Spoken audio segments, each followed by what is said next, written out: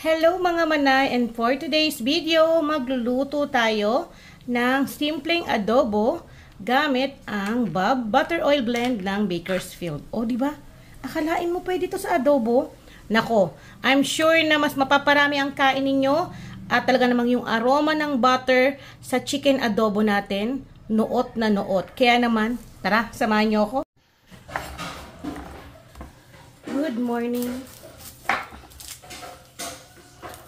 So, maaga tayong nagising para magluto ng ulam. Medyo maingay-ingay kasi naglilinis kami. So, ito yung request ng bunso ko. Adobong manok.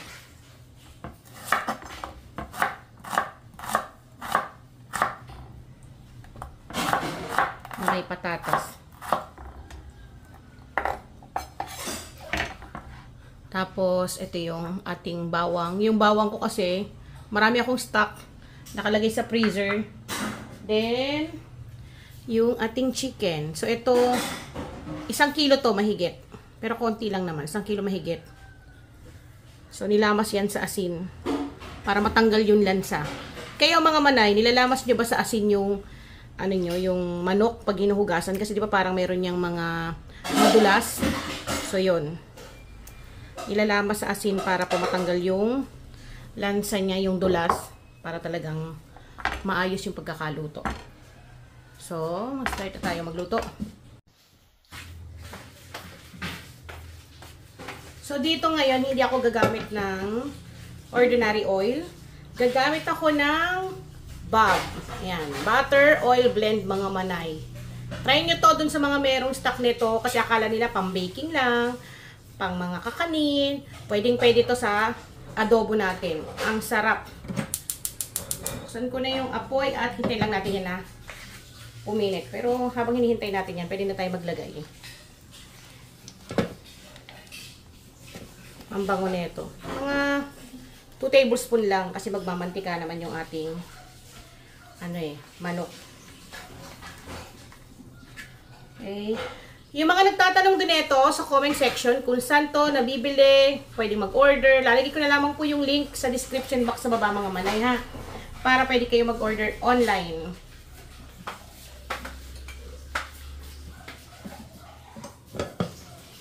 Sinong mahilig sa adobo, lalo na kapag maanghang.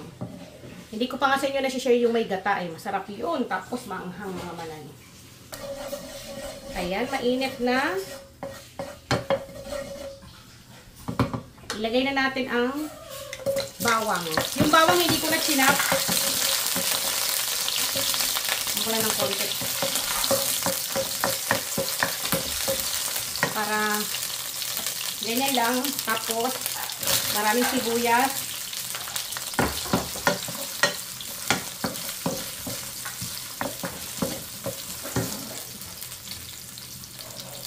I-golden brown ko lang ng bahagya yung ating bawang, tapos palalabasin lang natin yung aroma ng sibuyas para talagang mabangong-mabango sa ating adobo. Anong oras pa lang ito? Maaga kami nagluto. Mga 8 AM pa lang ngayon mga manay. Kasi marami kaming lakad for today. Kailangan natin, syempre pag ganitong pasok ng taon, no, lahat ng due date nandiyan na. Renewal, amilyar, renewal ng tax. Diba? Mga bayarin, nagsabay-sabay na. Kayo, ano ang inuuna nyo? Diba? Ang sakit sa bangs. Ang daming mga lakarin. Kaya sabi ko, magluto na muna ako para bago kami umalis, makakain tapos gora na. So, hintay lang natin yan mag-golden brown ng konti. So, ngayon, once na okay na, tatanggalin ko muna yan mga manay. Kasi magpiprito ko ng ating patatas. Yun ang kagandahan dito sa Bob. Diba? Hindi siya yung katulad ng ibang butter na kapag nasusobrahan sa init, diba? Ang nangyayari yung tawag dito. Nasusunog, diba? Nagda-dark. So, ito hindi. Yan. So, ilagay ko muna yung ating patatas. Kalimutan ko. Dapat ito yung nauna eh.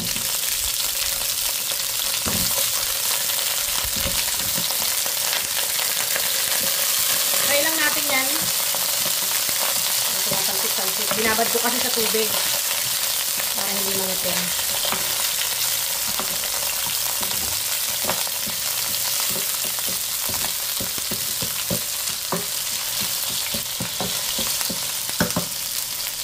Balikan natin yan mamaya. So, eto na, after a few minutes. So, magtataka kayo, manay, bakit may balat pa yan? Hinugasan ko to, mga manay. So, ginawa ko lang, kaya hindi ko na tinanggal yung balat. Kasi, para at least hindi madurog yung ating patatas. Pero, pwede naman kahit hindi nyo na to i-fry. Direktan nyo na lang. Ihalo sa pag-aadobo ninyo. Pero ako gusto ko ipiprito. So, pwede na natin dito ilagay yung ating chicken.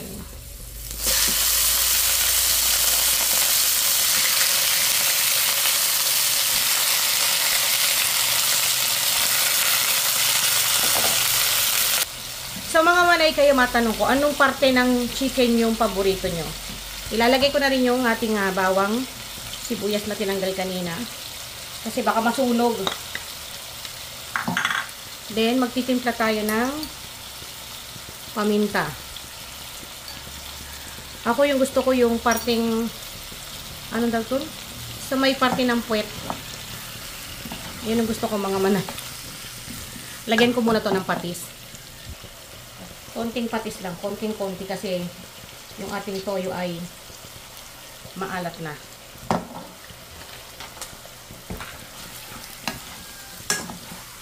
Ang sarap kasi ng part na may part na yung sa puwet banda ng manok, malaman, pero hindi lahat kumakain nun. So kaway-kaway sa mga katulad kong mahilig sa ganung parte. Kahit sa fried chicken, yun yung gusto kong parte, yung part ng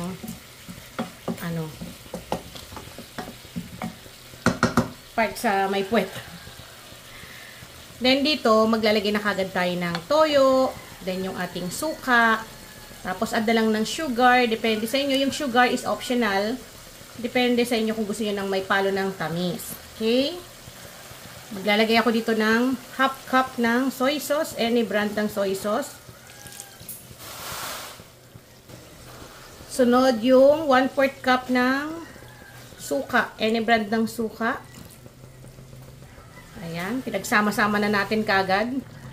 At syempre, ang hindi pwedeng mawala, ang laurel. So, hindi muna natin yan hahaluin dahil naglagay tayo ng suka. Dahil sabi nga, kapag hinalo mo, hindi maluluto, mahihilaw yung suka. So, pakuluin lang natin. Then, mamaya natin yan hahaluin. Tuloy-tuloy lang yung pagpakulo, tas saka tayo mag-a-add ng tubig kung kinakailangan. So, ngayon, pwede na natin i-check. Halu-haluin muna natin.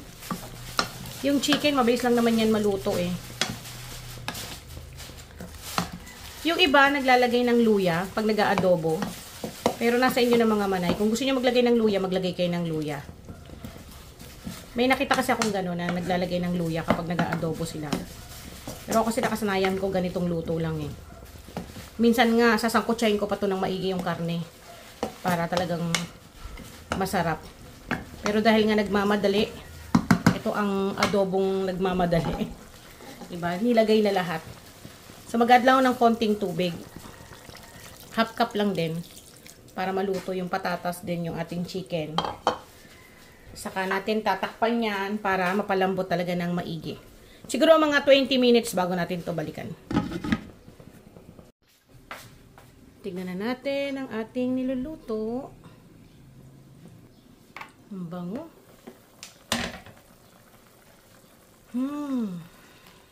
Nagmamantika na oh.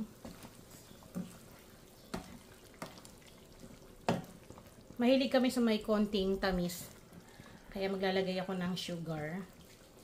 But again, yun ay optional. Uulitin ko kasi hindi lahat gusto ng may tamis. Kung gusto niyo ng saktong ganito lang, okay na yan. So, maglagay ako ng mga 1 kalahating kutsarang asukal. Bango. Titikman din natin. ako, ang gusto ko sa adobo, yung nagmamantika na tuyot sa pagka-adobo. Pero pag bata, alam naman natin, mahilig sila sa sabaw.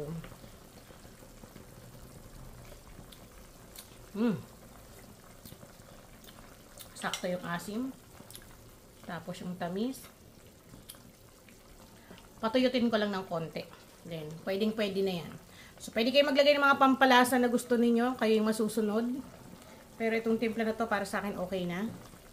Lutuin ko lang ng mga ilang minuto pa.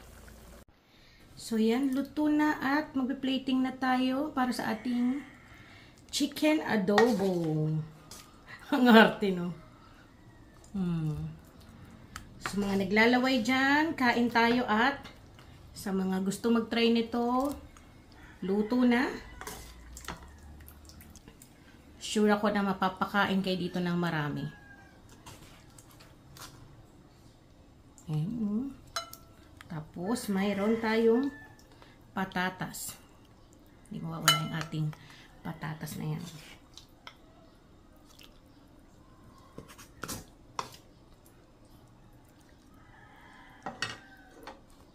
So, kain tayo.